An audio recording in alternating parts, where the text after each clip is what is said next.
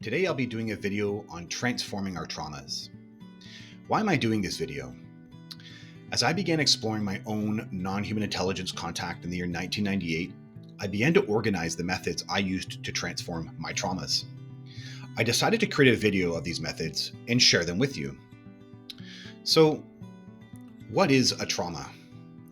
Trauma is an emotional distress that overwhelms a person's ability to cope, and the effects of trauma can be very challenging to deal with. Anxiety, negative thought patterns, and even post-traumatic stress disorder. In this video, we simply seek to find our strength from our difficult experiences. For every hardship that occurs to us, the growth we experience can't be separated from it. In my own experience, for every hardship I have faced, including with non-human intelligence, I was shaped in a manner that I can find the positive. And that is the transformation of our traumas. Now, transforming our traumas doesn't mean we condone behavior that hurt us, but it means we look at the story we tell ourselves about the trauma and accept its impacts on us, and transform it into our strengths. This presentation will be based off of content from my The Rising workbook. Now, I'm not a therapist, and this video is not meant to replace the role of one. If you seek a professional therapist, please reach out to one. This video is simply the techniques I used on myself to transform my traumas, and in turn, I am giving them to you. So please let me tell you a bit about my history and where most of my information you see today will come from. So to start, my undergraduate degree was in psychology. When studying my master's in business administration, my thesis was on spiritual leadership and the effects on organizational performance. This led me to the study of mindfulness techniques in leadership. My study in mindfulness largely had me focus on what is called acceptance and commitment therapy. It is largely the model I used for my workbook, as I found it to be the most effective with the clients that I had at the time. The Happiness Trap by Russ Harris is a great resource for acceptance and commitment therapy for those who want to explore further. Plus, lastly, aside from my 25 years in Advaita Vedanta meditation practices, I'm also married to a social worker. So I'm surrounded by a lot of therapeutic methods that I was able to draw upon for my workbook, and in turn, this video. Now, trauma is used by the oversoul to shape us. The oversoul is the part of ourselves that willingly volunteers its energy, its portion, to materialize or manifest in our realm. And yes, you plan a lot of this life. Not everything, but a lot. While simultaneously, the oversoul works with the conditions provided to it in the physical realm. But unbeknownst to most of us, we have the power to create out of and anew any of our circumstances. That's the purpose of visioning, which I've explored in previous videos. The general theme of this video is that all experiences are used by the oversoul, by the universe, to shape us. Yet this perspective is not meant to take away from the emotional and mental challenges we can face during a difficult event. The oversoul using difficult events as a means of growth isn't a belief for me, but an internal experience that is real, based on awareness. The idea that trauma is used by a psyche to facilitate growth is also in line with both transpersonal psychology and the concept of post-traumatic growth. Transpersonal psychology views trauma as a catalyst for deep inner growth, meaning-making, and spiritual awakening. It facilitates a connection with a deep sense of self to promote healing and integration. And the concept of post-traumatic growth was coined in response to psychologists finding positive psychological changes that result from the struggle with a major life crisis or a traumatic event. So before we start, here are 3 things I think should be in everyone's life regularly that help with the process of transforming our traumas. The first is an ability to listen to our subconscious. This can be accomplished through studying our dreams or how our psyche forms its subconscious content. Or it can be through expressing yourself in art, where the conscious and unconscious mind become porous, allowing unconscious content to surface. Fundamentally, when we are healing our traumas, we want to accept the images and sensations that arise from our subconscious in these exercises as a communication from a part of our psyche. The second is an ability to listen to our thoughts, which includes the ability to notice our internal dialogue. This can be accomplished through a meditation practice or by giving yourself time to reflect throughout the day. Fundamentally, when we are healing our difficult events, we will want to become aware of the stories we are telling ourselves and learn to actively change them. The third is a practice that seeks to bring you closer to your source, to God, the creator within, to the aware universal consciousness, or your higher self, however you want to frame that. This can be accomplished through a meditation practice, or a spiritual ritual of some type, or taking time to reflect and connect, say in nature or in a park.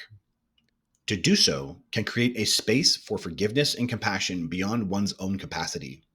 It can create a belief in internal peace and a higher order resolution that things are meant to be, but also that we are creator beings, creating with our thoughts, meaning we inherently have much more power than we realize to choose how an event affects us. Everything I'll be using today is from the Rising workbook, and all page references are from it. The workbook itself is meant to be adaptable, and that's what I'm doing here, adapting the exercises to align with our purpose of transforming our stressful events. The idea behind this video is that while the exercises are designed to be linear, they can be done over time. You can do a portion of the exercises, then go about your day and come back to continue the journey. Alternatively, if you need to, you can focus on all the exercises in one day.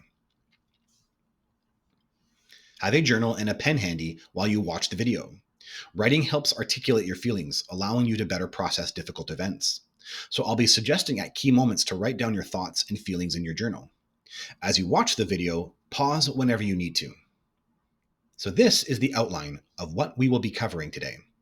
Active imagination to retrieve subconscious content, stepping back from thoughts, handling our emotions, letting go of blame, forgiveness, approaching fear, gratefulness, self-love, seeing source in all things, lessons from the oversoul, and from seeking love to being love.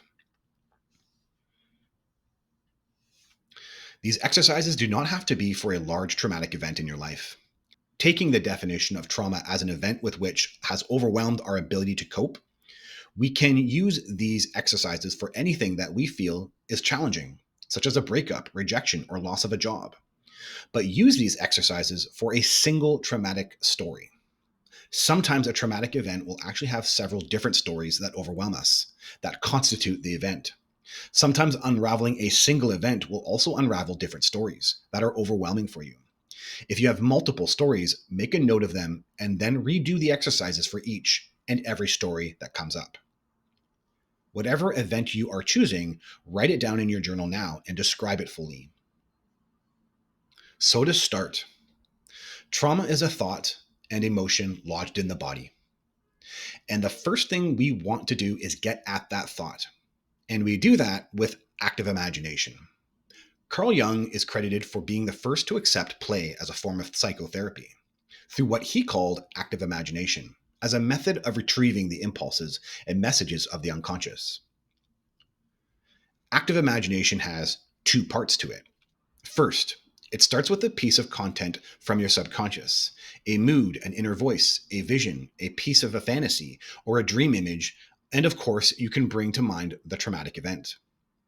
Second, select a form or mode of expression. It can be through modeling, drawing, painting, dancing, through drama, spoken out, visual, or through music. Now today, we will be using what I consider to be one of the most effective means of accessing stored subconscious information, and that is through dance. And this is because emotions become trapped in the body, and we can access what they are saying to us by expressing it in our body.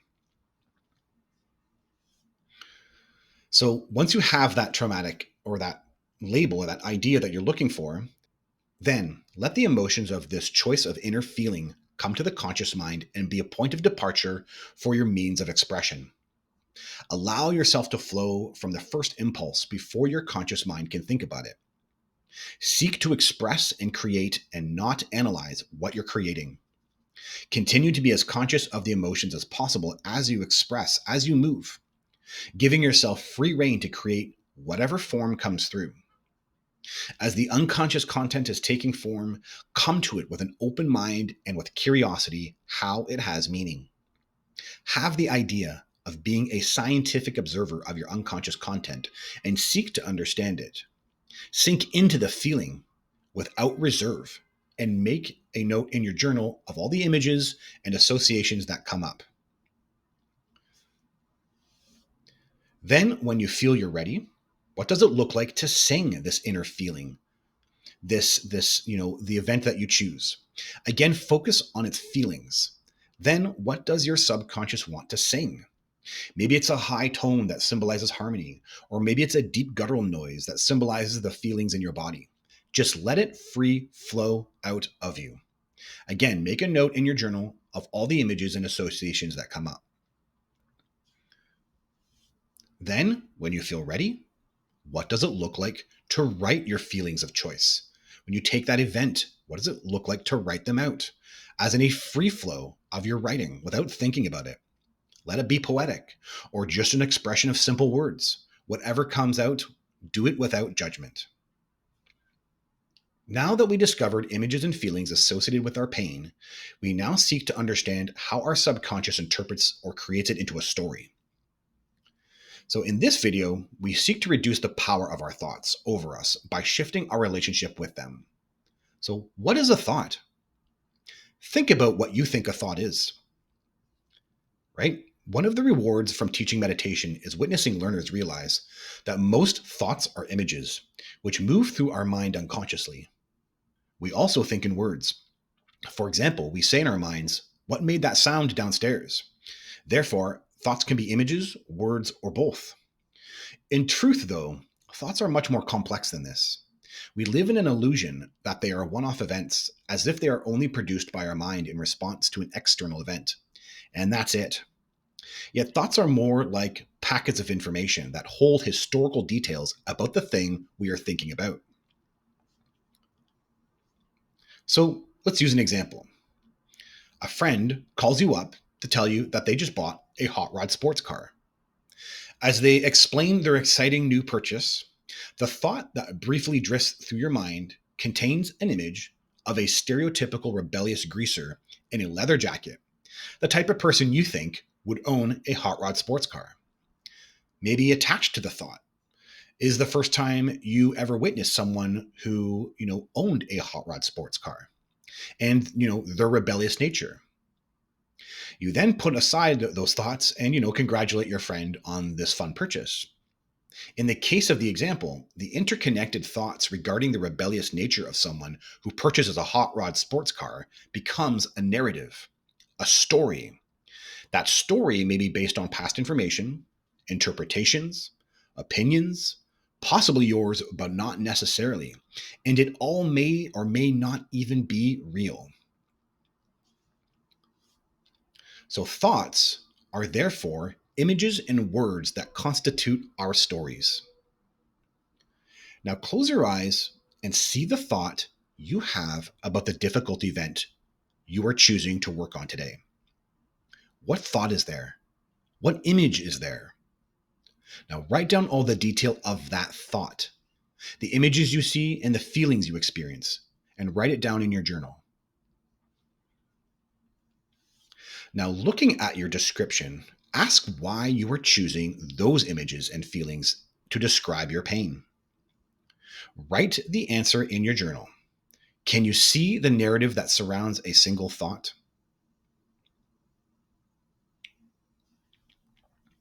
Now ask yourself, where did this story come from? Write down in your journal whatever response comes to your mind. Is this story based on fact, or is it based on an opinion?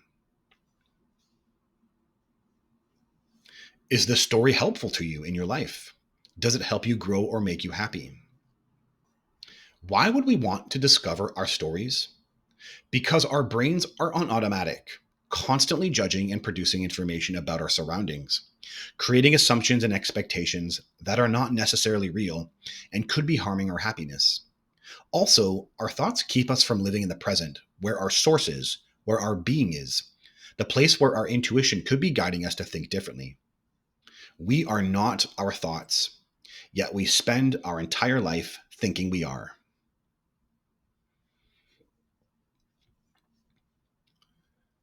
So, emotions are a product of our brain, but place themselves in our body. Therefore, to bring greater awareness to our thoughts, it can be helpful to gain awareness of our emotions. As we approach the emotions that surround our stressful event, try having an accepting, compassionate, yet curious attitude. Most importantly, we don't want to judge or have negative thoughts about our emotions. Emotions have a location in the body in which they place themselves. So now close your eyes and bring up the thoughts and images of your traumatic event and notice where you feel the emotion in your body. Just let it be without fighting it. Make space for it and just observe it. Be curious about the emotion's size, the shape, and color that it creates in your imagination. Now, how does it feel to breathe into and accept the emotion? Breathe into the emotion and accept the emotion.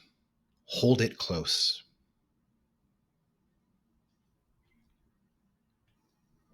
As you feel your emotion, be aware of what thoughts you want to have. What is your first impulse? Write down in your journal anything that comes to mind. Now, I'm going to repeat this formula as it is helpful for moving through any emotions that get lodged into your body for any event. Accept the emotion, hold it close and breathe into it. See the thoughts that arise when you do, and know your negative thinking or dialogue is a story, just like a cloud over a field. So I sometimes enjoy adding in this exercise as it helps articulate other angles of the pain or trauma, allowing for further processing. Dr. Elizabeth Kubler-Ross and David Kessler, in their book on Grief and Grieving, 2007, identify what they call our 5 natural emotions, which are grief, anger, envy, fear, and love. When emotions are repressed, they become distorted and create other types of harmful or damaging emotions. We have all repressed our emotions at one time or another. How we react to our emotions is often based on childhood programming. So, using their model, I created a simple exercise to explore how we handle emotions, which can further open us up to our thought patterns around a difficult event. Below is a description of the 5 natural emotions. As you listen with your difficult event, the stories and feelings in your mind, be aware of and make note of in your journal any feelings, thoughts, or sensations that arise. Take notice of how your body feels. If there is any tightness in your body, be present with an open, observing attitude. Feel it fully and breathe into it. So here's an outline to help you create room for your emotions as you read. Become aware of how the emotion feels in your body. Feel it fully. Unhook any thoughts you have about the emotion. Just let it sit and accept it. And close your eyes, feeling the sensation of the emotion in your body. And breathe into it. Just observe whatever thoughts arise. After each description, write notes if you feel compelled, describing how it is that you have dealt with your emotions in this way, in regards to your specific trauma or pain you are focusing on. Breathe and be gentle with yourself. So it starts with grief. Grief is the natural feeling of loss or sadness. It can be a large sense of loss for something meaningful or something small, such as the loss of a favorite object. When expressed, we move through the grief. When we repress it, it becomes depression. Anger is a natural emotion. It is the tool you have which allows you to say, no, thank you. It does not have to be abusive, and it never should be damaging to another. When expressed, we move through anger. When repressed, it becomes rage. Envy is a natural emotion. It is the emotion that makes you want to do something again, to try harder, to continue striving until you succeed. When expressed, we move through envy. Envy repressed becomes jealousy. Fear is a natural emotion. All babies are born with two fears: the fear of falling and the fear of loud noises. All other fears are learned responses brought on by the environment and taught to the child by their parents. The purpose of natural fear is to build in a bit of caution to keep the body alive. When expressed, we move through fear. If repressed, it becomes panic. And love is a natural emotion. When it can be expressed and received normally and naturally without limitation or condition, it does not require anything more. When expressed, we move through love. When repressed, love becomes possessiveness.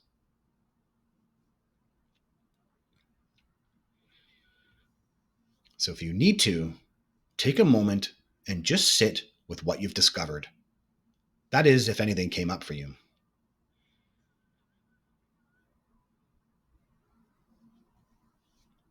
So now we dig even deeper. In regards to your event, is there someone you blame? It's okay if you do. Allow yourself to acknowledge all your emotions and feelings about your pain. Write down in your journal if there is someone or something you blame. Drawing to mind the first thought about that subject of blame, what is the story of that thought? Write it down in your journal. The event or individual that you blame exists independent of the meaning you place on it or them. It exists simply as an event. It is a thought, which is a story about protecting ourselves, a defense from feeling unsafe that gives meaning to the individual or event that we blame. So ask yourself, what are you protecting yourself from? Write the answer in your journal. Is there another story that you are not considering about yourself, the other, or anyone else involved in your event? Be compassionate as you answer, as we are not trying to deflect blame onto yourself, but instead we want to witness the event objectively. Write any answer that comes to your mind in your journal. Now, if you still can't let go of blame, then choose to forgive. Forgiving doesn't mean we let others harm us, as we are not martyrs. We defend ourselves from hurt, but we forgive any that has been caused. We are forgiving the person and not condoning behavior. We don't forgive for the other, but for ourselves. As Alan Brannett, the historian, once said, resentment is like taking poison and hoping it'll kill someone else. Forgiving can be very hard to do, but if we are not willing to, it does not affect the other person. Do you have someone you need to forgive? So first ask yourself if you can forgive, honestly, and do you want to? Write your response in your journal. When we can't forgive, it is because it gives us power. Ask yourself why it's important for you to hold on to that power. What are you protecting yourself from? Write the answer in your journal.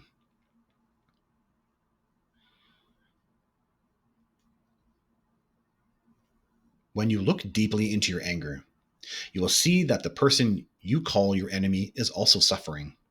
As soon as you see that, the capacity of accepting and having compassion for them is there. Thich Nhat Hanh.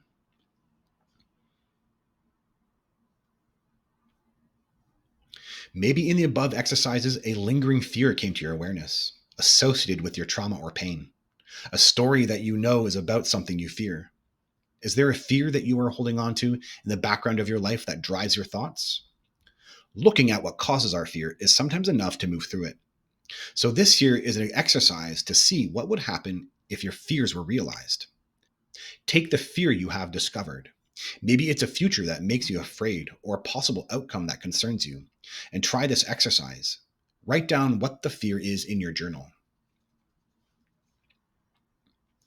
Now write down what would happen afterwards as a result. Then write down what would happen after that. And what would happen after that? Right? Write down what would happen after that. And then again, write down what would happen after that. Right? Keep going down the rabbit hole. So take a second to think through what it is then you're ultimately afraid of. Write that down. If we just look at our fears directly, at their outcomes, sometimes it's enough to eliminate much of the fear itself.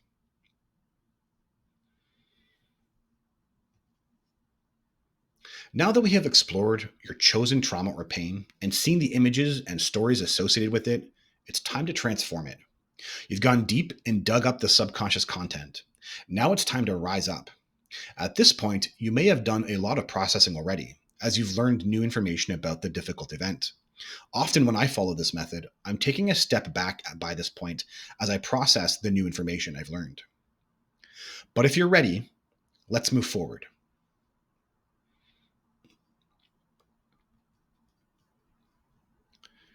Gratefulness is a powerful attitude that can change our focus from what we don't have to what we do have. Even when life's challenges are overwhelming, frustrating, or draining, take a moment to reflect on the things you are grateful for.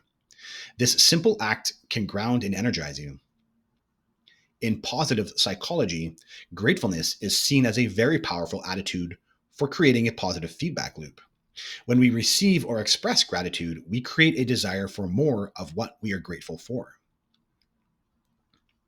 Now, with your difficult event in mind, write down in your journal 3 things you are grateful for about or around this event. Don't say you are grateful about something if you don't feel that way. Be authentic. Maybe you were hurt and are grateful that you yelled to create a boundary to protect yourself in that difficult moment. Maybe you are grateful for your friend who was there for you afterwards, for you to talk about it with you. Whatever it is, just authentically, what are you grateful for about or around the event you have chosen? When you're done with that exercise, move on to the next one. In all our relationships, it starts with ourselves. We cannot love anybody else without loving ourselves first. So we are the tool with which we learn how to love others. Our ability to forgive, to be compassionate, to accept, to let others grow starts with ourselves. To give us the freedom of unconditional love allows us to unconditionally love others. We want to bring ourselves to a mindful place where we recognize our negative self-thoughts are stories, and only stories, and most likely made up of false information. Be compassionate with yourself. In reality, would you ever have that same internal language you have with yourself with a friend?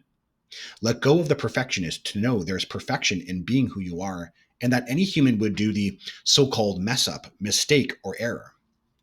This helps us to be objective when, as roommates with ourselves, we typically are subjective, judging our reactions and expecting greater results than we would with another. So, with your painful event in mind, write in your journal 3 things you loved about yourself in the process of what happened to you with your difficult event. Be authentic and describe each one in detail.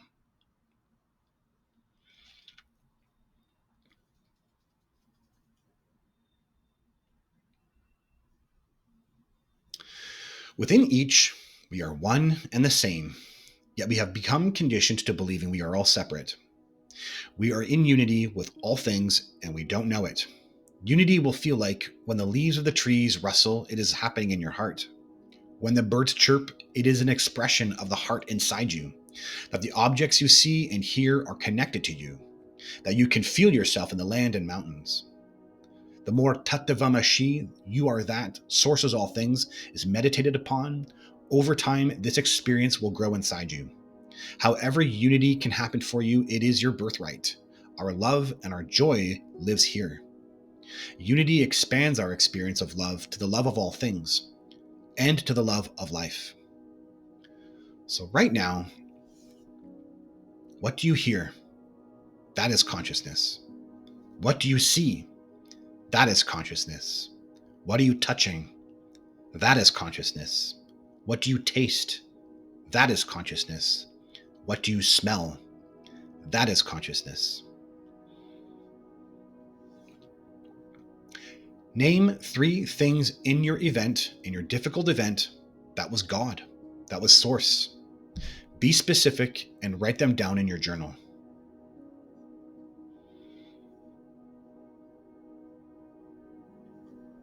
Everything that you hear is an extension of you. Everything that you see is an extension of you.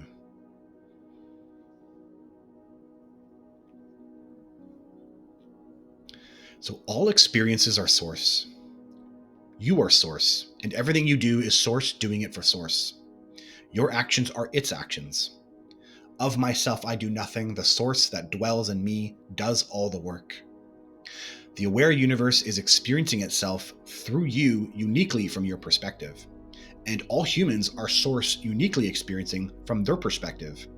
And the unity we form together is also uniquely expressing and experiencing source.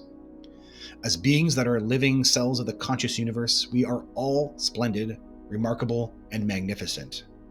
All our actions are simply learned experiences that don't affect consciousness, which lives in a completed state in the absolute.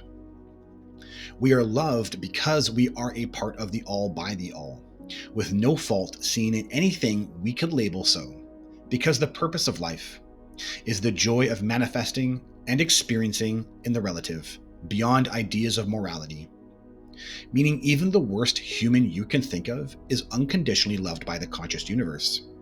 And this is because in the physical realm, we use that negative behavior of the other to determine who we choose to be. We choose how to act in the physical realm in response to their behavior. Therefore, they help us define ourselves. This is the case for all your relationships, that the joy is in the defining of self. Our joy is taking the unlimited universe and using it to create ourselves, to define ourselves. In a way not comprehensible to your mind, you love the person who is giving you the behavior you deem to be negative because they help you and humanity define who we want to be. Can you think of the worst person who you would describe as having negatively affected your life? Right now, take a second and think about that person who you would define this way. And then ponder that your higher self loves them for the role they play in helping you grow. This is the God level.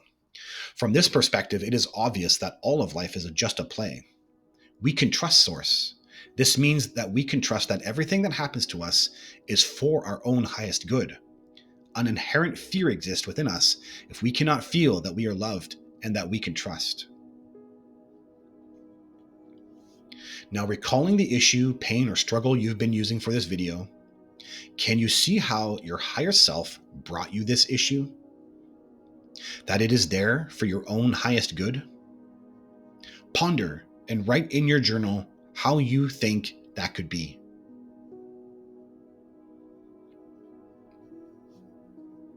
What is it that you gain from your issue? Maybe it's a strength of character or a resilience. Whatever comes to mind, write it in your journal.